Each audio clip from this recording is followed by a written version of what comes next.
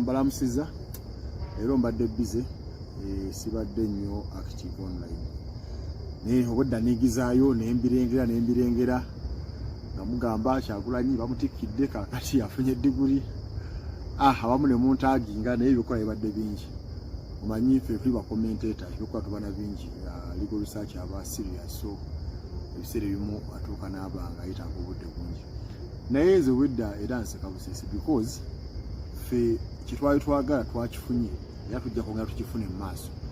nti bwe twatunoonyeza ku academic fraud kitwala ebbanga ddene n'obudde bungi na buli kimu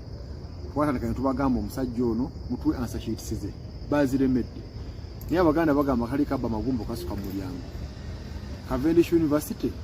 bwe banga ddala ayina omuyizi gwe batikkidde bakyayita answer sheets ze omuyizi gwe batikkira yatandikira bagita International University of East Africa gye kansa tumanyi engeri gye yavaayo tumanyi engeri gye bamu discontinuinga yamalirizayo era bagamba waliwo academic fraud bagamba National Council for Education tugiwako kopi naye kati bano kebefudde abagezi ebyokuzaako tubimanyi tetutuukanye na private entity tujja kutuuka ne gavumenti gye twawa obuvunaanyizibwa mu universities act ya 2001 okufuga university ezo katugenda kugigamba ebagambe bwe answer sheets kuba otherwise license bajja gifiira ebikola academic fraud bano abantu bamu batikira kamiliyoni omwaka oguwedde mu asomesa international biki kati baleese ono Kyagulanyi bwe yasomye amateeka baagala gafuula kyakuzanyirako tugenda kukikkiriza so National Council tujja diringa nayo tujja gigamba kati tuwe papula ezo banaagaana tujja diringa na gavumenti so si bano bali private tugenda kudda nawo olukosoyo gwe mwogera ekyo tuliko tusavinga ggwanga na biseera bya mu maaso so National Council tujja diringa nayo ndowooza ekyo wiiki ejja tunafuna obudde okusonda seezo zaffe okuba okugenda mu maaso buli kiseera 0701 881231 ne 0787 263 086.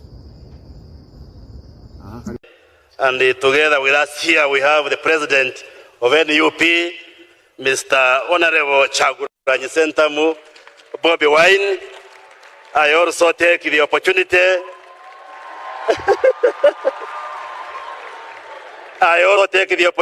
to congratulate him because in a few moments come he will be awarded a bachelor's degree in laws. Maybe after his LDC, we shall consider him in the Attorney General's chambers to serve us as a legal officer. But my brother,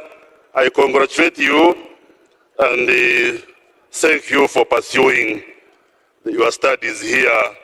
at Cavendish University, Uganda.